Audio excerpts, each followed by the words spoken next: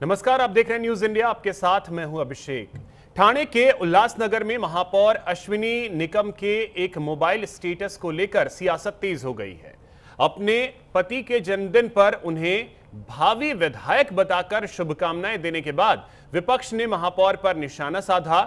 शरद चंद्र पवार राष्ट्रवादी Congress party की जिला अध्यक्ष सीमा आहूजा ने आरोप लगाया कि शहर की बदहाल सड़कें नागरिक सुविधाएं तो दुरुस्त किए जाने के इंतजार में हैं, वहीं राजनीतिक महत्वाकांक्षाओं पर जोर दिया जा रहा है।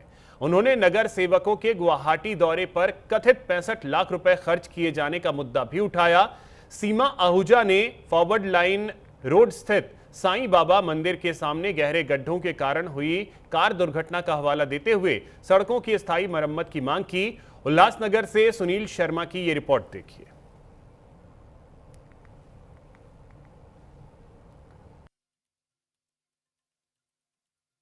थाने जिले के उल्लासनगर में 2 दिन पहले एक दुर्घटना हुई थी खड्डों के वजह से।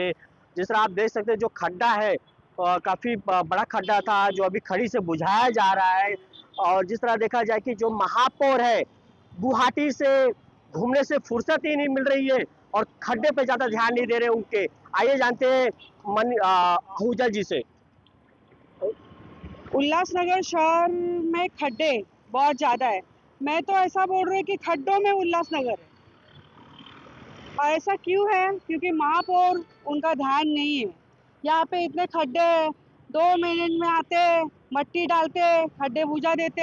ऐसा खड्डा नहीं पूछते, 2 दिन में वापस वो निकल जाएगा, पानी आएगा उसमें, वापस वही एक्सीडेंट हो जाएगा। तो ऐसा नहीं चलेगा। महापौर, आप थोड़ा ध्यान दो। और आपको तो फुर्सत नहीं है घूमने से, तो पहले इधर ध्यान दो। उल्लासनगर शहर में कितने खड्डे हैं, उनके ऊपर ध्यान दो। रास्ते कैसे हो गए, यही देखो ना, ये सिग्नल है यहाँ पे लगाया हुआ है, सिर्फ नाम के लिए लगाया हुआ है। तो वो तो कोई देख ही नहीं रहा है, ना कोई उसका नियम देख रहा है। हर एक गाड़ी जा रही है, सिग्नल को कोई देख रहा है, तो वो सिग्नल लगाने का क्या मतलब है? आप मुझे बताओ। महापौर, आप जो कर रहे हो ना, वो सही नहीं कर रहे हो। पहले बात तो यहाँ पे ध्यान दो। आपकी सत्ता है, तो सत्ता किस लिए दी है आपको? उल्लासनगर शहर का प्रोग्रेस करने के लिए सत्ता दी है। जिस तरह आप देख रहे थे कि हमारे पास सीमा आहूजा थी, उन्होंने 65 लाख रुपए की मांग की है कि पैसा कहाँ खर्चा हुआ है, कहाँ पे आपने खर्चा किया है, रोडों के जो टेंडर निकलते हैं वहाँ पे खर्चा किया आपने कि कहाँ किया है। उल्लासनगर से सुनील शर्मा, न्यूज इंडिया के लिए। महाराष्ट्र की सियासत में बयानबाजी को लेकर नया विवाद खड़ा हो गया है। कांग्रेस के एक बयान पर अजित पवार गुट की एनसीपी ने कड़ा पलटवार किया। दरअसल महाराष्ट्र कांग्रेस ने सुनेत्रा पवार के प्रेस कॉन्फ्रेंस और बीड़ दौरे का जिक्र करते हुए सवाल उठाया था कि वो आखिर कब तक गूंगी गुड़िया बनी रहेंगी। कांग्रेस के इस बयान को लेकर अब एनसीपी अजित पवार गुट आक्रामक हो गया है। सुनेत्रा पवार के समर्थक मुंबई में आज जोरदार विरोध प्रदर्शन करते नजर आए। उत्तर मुंबई के जिला अध्यक्ष एडवोकेट इंद्रपाल सिंह के नेतृत्व में कांदिवली लालजी पाड़ा पुलिस चौकी के पास कांग्रेस के खिलाफ आंदोलन किया। एनसीपी कार्यकर्ताओं का आरोप है कि कांग्रेस ने सुनेत्रा पवार का अपमान किया है। वहीं इस पूरे मामले पर महाराष्ट्र की सियासत गर्मा गई है। मुरारी सिंह की रिपोर्ट देखिए।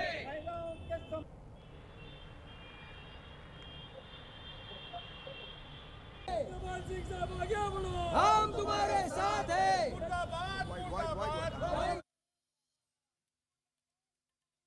महिलाओं का अपमान किया है। हमारी राष्ट्रीय अध्यक्षा इस महाराष्ट्र की डीसीएम को गूंगी गुड़िया कहा है। इस शब्द का हम निषेध करते हैं और कहने वालों को हमने कहा है कि वो और ये फटी हुई पार्टी है, ख़त्म हुई पार्टी है। फ्रस्ट्रेशन में ये बकवास कर रही है और ये बकवास हम चला के लेंगे नहीं। और हमारी पार्टी में महिलाओं का सम्मान सर्वप्रिय रहा है और महिलाओं के लिए हमारे पार्टी ने कई प्रोग्राम, कई एजेंडा किए हैं। तो राष्ट्रवादी कांग्रेस पार्टी के विचारों के खिलाफ ये कांग्रेस जो उगल रही है जहर, ये जहर हम खपा के लेंगे नहीं। महाराष्ट्र के उप मुख्यमंत्री सुनेत्रा पवार को लेकर कांग्रेस के नेता ने जिस तरीके से अब टिप्पणी की है, उसे लेकर पार्टी कार्यकर्ताओं में काफी नाराजगी है। मुंबई सहित महाराष्ट्र में एनसीपी के कार्यकर्ताओं ने जगह जगह विरोध प्रदर्शन किया, तो वहीं मुंबई मुख्यालय पर एनसीपी अजित दादा पवार के पार्टी के कार्यकर्ताओं ने विरोध प्रदर्शन किया। जिस तरीके से सुनीता पवार को गूंगी बहरी कठपुतली बताने का एक पोस्ट के जरिए कांग्रेस ने जो अब टिप्पणी की है, उसे पार्टी कार्यकर्ता अब आंदोलन का रूप दे चुके हैं। उत्तर मुंबई में रास्ता रोको आंदोलन कर रहे उत्तर मुंबई के जिला अध्यक्ष एडवोकेट इंद्रपाल सिंह ने कहा कि अगर कांग्रेस 24 घंटे के अंदर माफी नहीं मांगती है, पोस्ट को डिलीट नहीं करती है, तो हम उनके मुख्य कार्यालय पर आंदोलन करेंगे। दोपहर से ही मुंबई सहित आसपास में कांग्रेस कार्यालय के बाहर और रोडों पर एनसीपी कार्यकर्ता जो है वो विरोध प्रदर्शन कर रहे हैं। न्यूज इंडिया के लिए मुंबई से मुरारी सिंह। कांग्रेस के वरिष्ठ नेता और पूर्व राज्यपाल डॉक्टर डी.वाई. पाटिल का आज 90 साल की उम्र में निधन हो गया। 22 अक्टूबर 1935 को जन्मे डॉक्टर डी.वाई. पाटिल ने बिहार, त्रिपुरा और पश्चिम बंगाल के राज्यपाल के रूप में अपनी सेवाएं दी। वह कांग्रेस के दिग्गज नेता थे। Doctor D.Y.. पाटिल ग्रुप के संस्थापक थे। उनके नेतृत्व में देश भर में 182 से अधिक शैक्षणिक संस्थानों, 7 विश्वविद्यालयों और अत्याधुनिक स्वास्थ्य सेवाओं के विशाल नेटवर्क की स्थापना हुई। बुधवार सुबह 11 बजे से शाम 4 बजे तक उनके पार्थिव शरीर को अंतिम दर्शन के लिए रखा जाएगा। इसके बाद शाम 4 बजे कस्बा बावड़ा स्थित यशवंत निवास से उनकी अंतिम यात्रा निकाली जाएगी। उनका अंतिम संस्कार कोल्हापुर के लाइन बाजार स्थित doctor D.Y.. Patil medical college परिसर में किया जाएगा।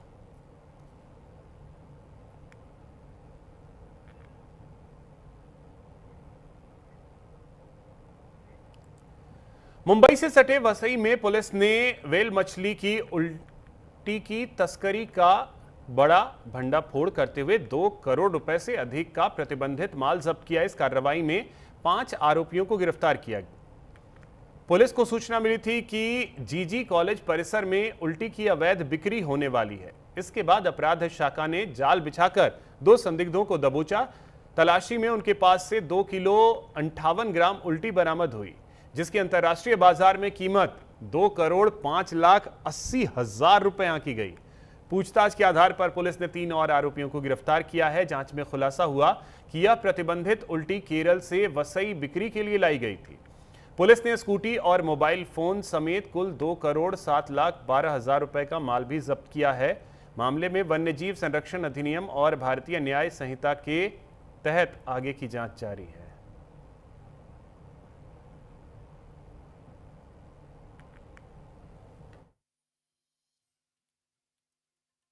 मीरा भाईंदर वसई विरार आयुक्तालयाचे माननीय पोलीस आयुक्त सरांनी नेहमीच पुढाकार घेतलेला आहे। अवैध धंदे आता सध्या तुम्ही बघताय सायबरचे सुद्धा जे फ्रॉड चाललेले आहेत त्याबाबत अवेअरनेस सुरू आहे। शिवाय ड्रग्सच्या विरोधी जनजागृती करण्यासाठी आम्ही अभियान राबवत आहोत। प्रत्येक पोलीस स्टेशन लेवलवर शाळा कॉलेजेसमध्ये जाऊन सोसायटीमध्ये जाऊन ह्या मोहिमा राबवल्या जातात। त्यात अवैध धंद्यावर कारवाईबाबत नेहमीच सरांचे मार्गदर्शन लाभलेलं आहे। त्यामध्ये आम्हाला अशी गुप्त माहितीदारामार्फत अशी माहिती मिळाली होती की आंतरराष्ट्रीय लेवलवर तस्करी असणारी ही प्रतिबंधित स्पर्म व्हेल माशाची। महाराष्ट्र में धर्म परिवर्तन विरोधी कानून को लेकर सियासत तेज हो गई है। राष्ट्रपति की मंजूरी मिलने के बाद अब राज्य सरकार इसे अपनी बड़ी वैचारिक और राजनीतिक उपलब्धि बता रही है। वहीं विपक्ष इस कानून को लेकर सरकार पर सवाल उठा रहा है। इसी बीच मंत्री नितेश राणे ने कानून का स्वागत करते हुए इसे महाराष्ट्र के हिंदू समाज से किया गया चुनावी वादा पूरा होने का दावा किया। उन्होंने कहा कि विधानसभा चुनाव के दौरान मुख्यमंत्री देवेंद्र फडणवीस ने राज्य में सख्त धर्म परिवर्तन विरोधी कानून लाने का वादा किया था। हमारा भारत, नेपाल ये हिंदू राष्ट्र बनने के दिशा में जा रहा है। जो हमारा भारत हिंदू राष्ट्र है वही आज नेपाल हिंदू राष्ट्र बनने के दिशा में जा रहा है।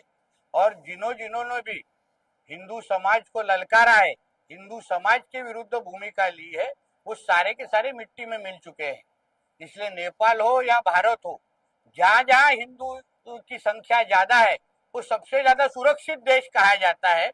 और जो आज नेपाल है और हमारे भारत देश में तो पंतप्रधान नरेंद्र मोदी जी के नेतृत्व में सभी हिंदू राष्ट्र में हम सभी लोग सुरक्षित है। इसलिए मुझे लगता है कि और हिंदू राष्ट्र बनने चाहिए आने वाले समय में। ये तो शुरुआत है। महाराष्ट्र के उप मुख्यमंत्री सुनीत्रा पवार पर कथित अभद्र टिप्पणी को लेकर राजनीतिक माहौल गर्मा गया है। एनसीपी अजित पवार गुट के विधायक अमोल मिटकरी ने कांग्रेस पर तीखा हमला बोलते हुए इस टिप्पणी की कड़ी निंदा की है। उन्होंने कहा कि महाराष्ट्र की राजनीति में महिलाओं के सम्मान को लेकर सभी दलों को मर्यादा बनाए रखनी चाहिए। मिटकरी ने कहा कि वैचारिक विरोध अपनी जगह है, लेकिन किसी महिला नेता पर व्यक्तिगत और अभद्र टिप्पणी स्वीकार नहीं की जा सकती। उन्होंने कांग्रेस हाईकमान से संबंधित नेता के खिलाफ तत्काल कार्रवाई करने और सार्वजनिक रूप से माफी मांगने की मांग की है। काँग्रेस पक्षाच्या राष्ट्रीय अध्यक्षा तसेच राज्याच्या पहिल्या महिला उपमुख्यमंत्री यांच्याबाबत काँग्रेस पक्षाच्या एक्स अकाउंटवरून काँग्रेसच्या काही भिकारड्या ट्रोलर्सनी ज्या पद्धतीने मुक्ताफळं उधळली आहेत ती मुक्ताफळं भविष्यात त्यांना चाखावी लागतील, तुर्तास इतकंच आमचं सांगणं आहे। काँग्रेसच्या अधपतनाची जी 4 प्रमुख कारणं आहेत त्यातलं एक कारण आपल्या इतिहासाचा विसर पडणं। 1966ला जनसंघ लोहिया यांनी अशाच प्रकारे पूज्य इंदिरा गांधी यांच्या बाबतीत वक्तव्य केलं होतं। अमरावती में अपराध का ग्राफ लगातार बढ़ता जा रहा है। शहर के लगभग हर पुलिस स्टेशन क्षेत्र से हत्या की खबरें सामने आ रही हैं। अब एक बार फिर शहर को हिलाने वाली घटना प्रभात चौक इलाके से सामने आई। भंबोरे वाइन शॉप के पास धारदार हथियार से एक युवक की निर्मम हत्या कर दी गई। इस मामले में पुलिस ने महज 2 घंटे के अंदर 3 आरोपियों को गिरफ्तार कर जांच तेज कर दी है।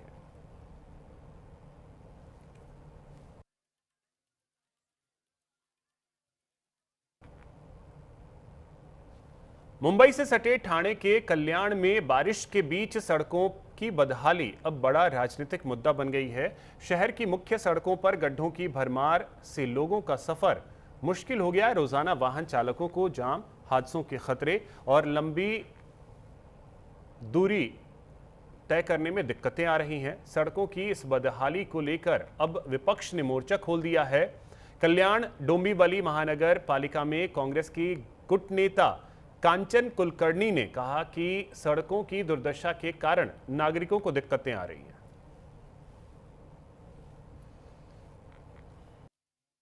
खड्डों का साम्राज्य करने का मतलब ये खुद महानगर पालिका निर्मित आपत्ति है कि महानगर पालिका 34 करोड़ का टेंडर निकालती है, उसके बाद भी लोगों को खड्डों में से गुजरना पड़ रहा है। ये खड्डे ऐसे हो गए हैं, लोगों को रास्ते ढूंढने पड़ रहे हैं।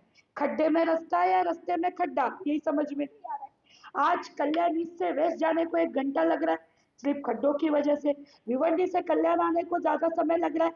मतलब हर मुख्य द्वार पर इतने बड़े खड्डे हैं कल्याण के कि महानगर पालिका ने तो डूब मरना चाहिए।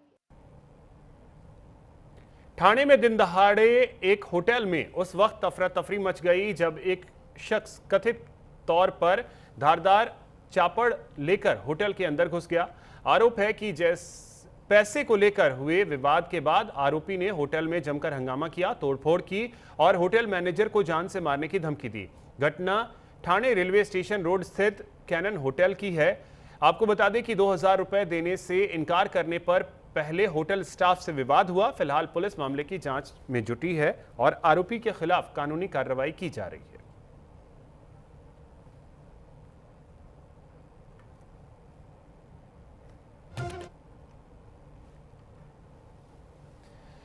कॉमनवेल्थ गेम्स 2026 में भारत का गौरव बढ़ाने वाली स्टार मुक्केबाज लवलीना बोरगोहेन ने महिला 75 किलोग्राम भार वर्ग में सिल्वर मेडल अपने नाम किया। इस शानदार उपलब्धि के बाद लवलीना ने न्यूज इंडिया से खास बातचीत की और आगे के लक्ष्य पर खुलकर अपनी बात रखी। कॉमनवेल्थ गेम में बड़ी उपलब्धि भारत को मिली है। करीबन 49 मेडल भारत को मिले हैं और हमारे साथ बॉक्सर मौजूद हैं जिन्होंने सिल्वर मेडल अर्जित किया है। उनसे बात करते हैं कितनी बड़ी उपलब्धि है आपके लिए, क्योंकि गोल्ड मेडल के लिए प्रयास कर रहे थे, सिल्वर मिला और लगातार देश का नाम ऊंचा करती नजर आई हैं। ये मेरे लिए बहुत बड़ी बात है क्योंकि हर कंपटीशन में ही मेरा मेडल है। ओलंपिक में, एशियन गेम्स में, वर्ल्ड चैम्पियन भी मैं हूँ। बस कॉमनवेल्थ में रह गया था, इस बार ये भी पूरा हो गया। और हाँ, सिल्वर है, अगर गोल्ड होता तो और भी ज़्यादा खुशी होती मुझे। लेकिन नेक्स्ट टाइम पूरा कोशिश करेंगे कि इंडिया में ही हो रहा है कि गोल्ड मेडल मैं अपने देश को दिला पाऊँ। वैसे अभी एशियन गेम्स भी है तो उसके लिए भी हम पूरी तैयारी कर रहे हैं कि हम अपने देश को गोल्ड मेडल दे पाएँ। अपकमिंग कई इवेंट्स हैं, चाहे वो एशियन गेम हो, चाहे 2030 भारत खुद मेज़बान कर रहा है, उसकी तैयारी किस तरह से रहेगी आप लोगों की? तैयारी क्योंकि इसमें मुझे सिल्वर मिला तो और भी ज़्यादा टफ तैयारी रहेगी और भी ज़्यादा मेहनत करना है मुझे गोल्ड दिलाना है। तो नेक्स्ट एशियन गेम्स है, उसके लिए पूरा फोकस करना है और फिर नेक्स्ट ईयर से हम लोगों का ओलंपिक क्वालिफिकेशन भी स्टार्ट हो रहा है। आपकी खेल मंत्री से मुलाकात हुई, उसके बाद खेल राज्य मंत्री से भी मुलाकात हुई और प्रधानमंत्री नरेंद्र मोदी से भी मुलाकात होगी। आप इसे किस तरह से शेयर करेंगे अपना अनुभव? प्रधानमंत्री नरेंद्र मोदी से मुलाकात करें तो क्या कुछ आप अपना अनुभव बताएंगे उनको? ये एक बहुत बड़ी बात है कि हम खेल मंत्री जी सर से भी मिले, फिर अभी मैडम से भी मिले, हम अगर पीएम सर से भी मिलेंगे। हम जब खिलाड़ी कुछ करके आते हैं, हम जब मिलते हैं, हम अपनी बातें शेयर करते हैं और हम लोगों को अच्छा गाइड करते हैं कि हम और क्या क्या कर सकते हैं। ये बहुत ज़्यादा मोटिवेटिंग है, हम इससे और ज़्यादा मोटिवेट होते हैं और हमें अच्छा लगता है कि हम अपने देश के लिए कुछ किया है और सभी हमारे ऊपर प्राउड फील कर रहे हैं। ये बहुत अच्छा फील होता है हमें। थैंक यू सो मच बात करने के लिए। कैमरामैन अरब के साथ पंकज वानखेड़े, न्यूज़ इंडिया, नई दिल्ली। कॉमनवेल्थ गेम्स 2026 में भारत के शानदार प्रदर्शन की हर तरफ चर्चा हो रही है। पदक तालिका में टीम इंडिया ने उम्मीदों से बेहतर प्रदर्शन करते हुए नया मुकाम हासिल किया है। बॉक्सिंग में भारतीय खिलाड़ियों का दबदबा देखने को मिला, वहीं महिला एथलीट्स ने भी अपने दमदार प्रदर्शन से देश का नाम रोशन किया है। अब खिलाड़ियों की नजरें एशियन गेम्स की तैयारियों पर हैं। भारत के इस शानदार प्रदर्शन और भविष्य की रणनीति को लेकर हमारे संवाददाता पंकज वानखेड़े ने केंद्रीय खेल राज्य मंत्री रक्षा खड़से से खास बातचीत की है, सुनिए। भारत की बड़ी उपलब्धि कॉमनवेल्थ गेम में 39 से ज़्यादा मेडल्स मिले हैं और सबसे महत्वपूर्ण है कि अंक तालिका में चौथे नंबर पर भारत रहा है। इस मुद्दे बात करने के लिए केंद्रीय राज्य मंत्री खेल रक्षा खड़से हमारे साथ मौजूद हैं। मैडम, बड़ी उपलब्धि भारत के लिए? काफ़ी बड़ी उपलब्धि और आप देख सकते हो कि इस कॉमनवेल्थ में काफ़ी अच्छा प्रदर्शन भारत की तरफ से हुआ है। आज हम चौथे नंबर पे पहुंच गए और मुझे लगता है कि जो हमारा एक्सपेक्टेशन था 32-35 मेडल, लेकिन आज 39 तक हम पहुंच गए। जबकि इस कॉमनवेल्थ में काफ़ी सारे डिसिप्लिन नहीं थे जिसमें भारत अच्छा करे। जैसे हम शूटिंग बोल सकते हैं, उसमें भी भारत अच्छा करता है, लेकिन कुछ कारण की वजह से ये डिसिप्लिन इस कॉमनवेल्थ में नहीं थे। लेकिन उसके बावजूद भी 39 मेडल्स आना हमारे देश के लिए काफ़ी गौरव की बात है। और सबसे अहम बात, आज मैंने सभी हमारे एथलीट्स को यहाँ पे बुलाया था, तब डिस्कशन चल रहा था, तो एक बड़ी गौरव की बात हमारे देश के लिए कि जितने भी हमारे एथलीट्स हैं आज दुनिया के सबसे टॉप के एथलीट्स बन चुके हैं बॉक्सिंग में। जबकि सबसे बड़ी बात है कि आज भारत देश बॉक्सिंग में आज टॉप में आ रहा है और हमारे सभी महिलाएं एथलीट्स अच्छा परफॉर्म कर रही, तो इससे बड़ी बात और कुछ हो नहीं सकती। और ये जो जितना भी हम रिफॉर्म आज प्रधानमंत्री आदरणीय प्रधानमंत्री जी के विजन से हम देख रहे हैं कि जो सपना आदरणीय प्रधानमंत्री जी का है कि स्पोर्ट्स को भी एक डेवलपमेंट की तरफ हम लेके जाए, एक सॉफ्ट पावर की तरफ हम इस पूरी दुनिया में स्पोर्ट्स को आगे हमारे देश को आगे रखें। और जो हमारा विजन है कि 36 में हमें ओलंपिक होस्ट करना है, इस आने वाले 10 साल में हमें पूरे देश में स्पोर्ट्स कल्चर बढ़ाना है, हर विलेज तक, हर घर तक हमें स्पोर्ट्स को लेके जाना है। और जो हमारा देश का टैलेंट है, क्या जो छोटे छोटे गाँव में जो हमारा टैलेंट है उसे एक सही प्लेटफॉर्म मिले और वो हमारे देश के लिए खेले। क्योंकि जब एक एथलीट खेलता है तो सिर्फ वो अकेला खेलता नहीं है, तो पूरा देश उसके साथ सपोर्ट के लिए रहता है, पूरा देश खेलता है, तो एक डेवलपमेंट की हम साइन भी बोल सकते हैं। तो मुझे खुशी है कि आज हमारे एथलीट्स इतना अच्छा परफॉर्म कर रहे हैं और आज दुनिया में टॉप में, आज top first, second, third, fourth position पे आज दिखाई दे रहे हैं, तो ये काफ़ी बड़ी बात है। सवाल 2030 में भारत मेज़बान करेगा, क्या एक्सपेक्टेशन है खिलाड़ियों से आप? क्योंकि लगातार खिलाड़ियों से इंटरेक्शन करती हैं, लगातार मुलाकात करती हैं, ये लोग बड़ा टूर्नामेंट खेल के आए हैं, बड़े विजेता के तौर पर निखर के आए हैं, तो 2030 की क्या उम्मीदें हैं आपको? देखो, आज का जो रिज़ल्ट हमने देखा है तो उम्मीदें और इससे ज़्यादा है, क्योंकि हम खुद भारत देश होस्ट करने जा रहा है 2030 में कॉमनवेल्थ। तो आज इंफ्रास्ट्रक्चर वाइज अगर देखें तो हम पूरी तैयारी में लग चुके हैं, काफ़ी तैयारी हमारी हो भी चुकी है। आज कई इंटरनेशनल कंपटीशन भी हम हमारे देश में भी होस्ट करना हमने शुरू कर दिया है और एक उसका ही पार्ट है कि जितना ज़्यादा हम इंटरनेशनल इवेंट यहाँ पे होस्ट करें तो काफ़ी हमारे एथलीट्स को एक एक्सपीरियंस भी रहेगा, यहाँ के लोगों को भी स्पोर्ट्स के बारे में पता चलेगा, जो भी एडवांटेज है स्पोर्ट्स के उसके बारे में पता चलेगा, वेन्यू के बारे में पता चलेगा। ज़्यादा से ज़्यादा मेडल हम ला पाए। जैसे अब आज हम 39 तक पहुँचे, तो ऑफ कोर्स 30 में तो ज़्यादा सभी डिसिप्लिन में हमारे एथलीट्स पार्टिसिपेट करें, तो कोशिश यही है कि वो 75 के ऊपर हम लेके जाए मेडल को, और ज़्यादा से ज़्यादा एथलीट्स हमारे स्पोर्ट्स के साथ जुड़े, खेले। धन्यवाद मैडम न्यूज़ इंडिया से बात करने के लिए। कैमरामैन अरब के साथ पंकज वानखेड़े, न्यूज़ इंडिया, नई दिल्ली। इथेनॉल वाले पेट्रोल सियासी बवाल मचा है। इथेनॉल वाले पेट्रोल पर एक बार फिर सियासी बवंडर उठा। विरोध जताने के लिए आम आदमी पार्टी के संयोजक अरविंद केजरीवाल ने प्रधानमंत्री आवास की ओर कूच किया। आम आदमी पार्टी के नेताओं के साथ अरविंद केजरीवाल पीएम को चिट्ठी सौंपने पीएम आवास की ओर जाने लगे, तो दिल्ली पुलिस ने उन्हें रास्ते में ही रोक दिया, जिससे नाराज होकर केजरीवाल सड़क पर ही बैठ गए। सरकार पर निशाना साधने लगे। केजरीवाल ने आरोप लगाया कि इथेनॉल वाले पेट्रोल की वजह से गाड़ियों को नुकसान हो रहा है, गाड़ियों के इंजन खराब हो रहे हैं, माइलेज पर असर पड़ रहा है, लेकिन सरकार इन सभी आरोपों को खारिज कर रही है। एक रिपोर्ट देखिए। पेट्रोल चोरी बंद करो, बंद करो, गुलामी बंद करो। अगर जनता को E20 से निस्तारा चाहिए, E20 से छुटकारा चाहिए, तो जनता को सड़कों पे उतरना पड़ेगा और बहुत बड़े स्केल पे उतरना पड़ेगा।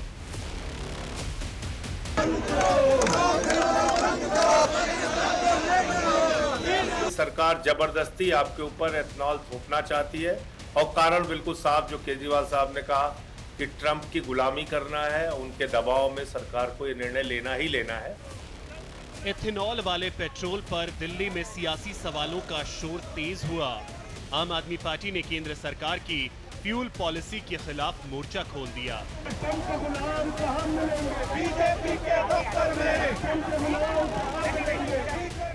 E20 पेट्रोल के मुद्दे पर आम आदमी पार्टी के मुखिया अरविंद केजरीवाल अपने सिपाहियों के साथ प्रधानमंत्री आवास की ओर कूच करने लगे।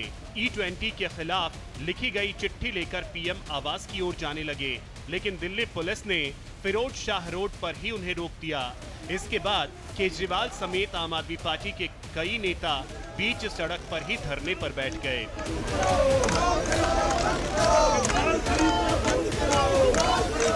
फ्यूल पॉलिसी को लेकर अरविंद केजरीवाल सरकार की मंशा पर सवाल उठाने लगे। बेसिकली ये तानाशाही की वो दिखाता है। जिस तरह से उन्होंने नीट वाले पूरे एपिसोड में तानाशाही दिखाई, ऐसे ही इस पूरे E20 के मुद्दे पे जिस तरह से वो अड़े हुए हैं, उनकी सरकार ने खुद पार्लियामेंट में माना है कि हाँ माइलेज तो कम होती है पर थोड़ी होती है, हाँ उसके इंजन के पार्ट तो खराब होते हैं पर रबड़ के पार्ट खराब होते हैं। तो भाई जब इंजन के पार्ट भी खराब होते हैं, माइलेज भी खराब होती है, तो फिर क्यों जबरदस्ती कर रखी है। E20 पेट्रोल के मुद्दे पर केजरीवाल ने सरकार को सवालों के कटघरे में खड़ा किया। पीएम को चिट्ठी नहीं सौंप पाए तो इथेनॉल वाले पेट्रोल के खिलाफ सड़कों पर उतरने का आह्वान किया। अगर जनता को E20 से निस्तारा चाहिए, E20 से छुटकारा चाहिए, तो जनता को सड़कों पे उतरना पड़ेगा और बहुत बड़े स्केल पे उतरना पड़ेगा। आंदोलन जारी रहेगा। अगला कब और कैसे होगा ये हम सोच विचार करके अगली कौन सी एक्टिविटी होगी हम आप सब लोगों को बताएंगे। इससे पहले अरविंद केजरीवाल सरकार से मांग कर चुके हैं कि हर पेट्रोल पंप पर E20 और शुद्ध पेट्रोल दोनों का विकल्प मिले। E20 के रेट शुद्ध पेट्रोल से सस्ता होना चाहिए। शुद्ध पेट्रोल की कीमत 84 रुपए प्रति लीटर से कम होनी चाहिए। और आज इन्हीं मांगों के साथ अरविंद केजरीवाल ने मार्च निकाला। सरकार पर हमला किया तो बीजेपी ने भी पलटवार करने में देर नहीं की। दिल्ली के पूर्व मुख्यमंत्री जो सियासत में अपनी नाकाम हसरतों का जनाजा लिए हुए चंद मुट्ठी भर लोगों के साथ अपनी चिर परिचित शैली में वही नाटकीयता और उसी प्रकार की उच्छृंखलता दिखाते हुए अनर्गल आधारहीन आरोप लगाते हुए दिखाई पड़े हैं। जो अपने को दावा करते हैं कि वो बहुत पढ़े लिखे नेता हैं और वो IIT ग्रेजुएट हैं, वो किसी भी गंभीर विषय के ऊपर बगैर किसी आधार के बोलने के माहिर हैं। E20 पेट्रोल पर मचे बवाल, उबाल और सियासी सवाल के बीच अपनी पॉलिसी पर अडिग रहते हुए सरकार ने बड़ा दावा किया है।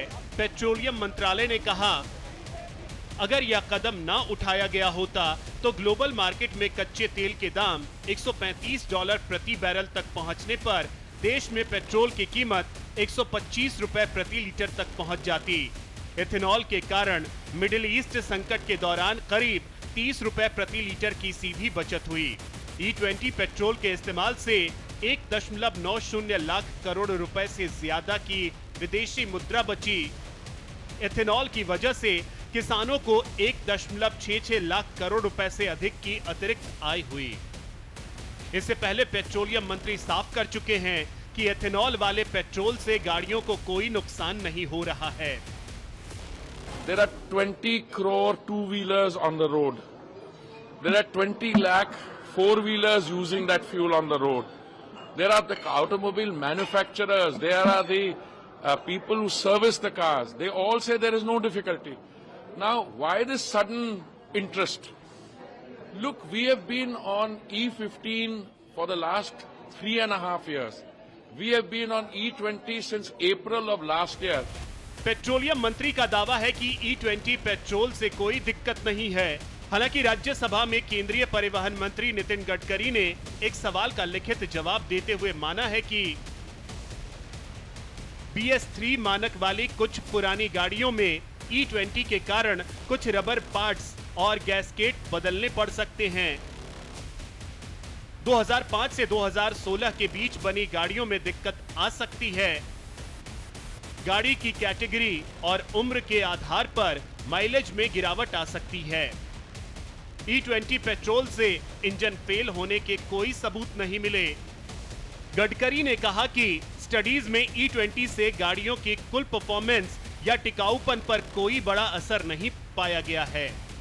लेकिन सरकार के इस दावे पर सवाल खड़े करते हुए समाजवादी पार्टी के अध्यक्ष अखिलेश यादव ने पूछा कि अगर E20 पेट्रोल इतना अच्छा है तो ऑटोमोबाइल कंपनियां इसका प्रचार क्यों नहीं कर रही। E20 में इतना ही कहना चाहता हूं, मैं सभी ऑटोमोबाइल कंपनियों से निवेदन करना चाहता हूं, आप गाड़ियां बेचने के लिए इतने बड़े बड़े ऐड देते हैं, इतना कुछ माइलेज के बारे में बताते हैं।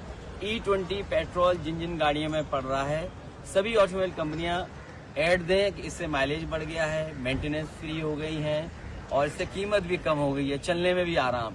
तो ये ऑटोमोबाइल कंपनियां ऐड क्यों नहीं दे रही हैं? और अगर ऑटोमोबाइल कंपनियां ऐड नहीं दे रही हैं, इसका मतलब ये है कि सरकार के साथ साथ मुनाफा वो भी कमा रहे हैं। E20 सिर्फ पेट्रोल नहीं बल्कि सियासत का नया ईंधन बन चुका है। सड़क से लेकर संसद तक एथेनॉल वाले पेट्रोल पर सवाल उठ रहे हैं। सवाल है कि क्या वाकई E20 वाले पेट्रोल के इस्तेमाल से गाड़ियों का माइलेज कम हो रहा है? क्या एथेनॉल वाले पेट्रोल से गाड़ियों का इंजन खराब हो रहा है? और सवाल ये भी कि आखिर E20 पर पेट्रोल विवाद कब और कैसे थमेगा? Bureau report, news India. इसी के साथ इस बुलेटिन में फिलहाल इतना ही। नमस्कार।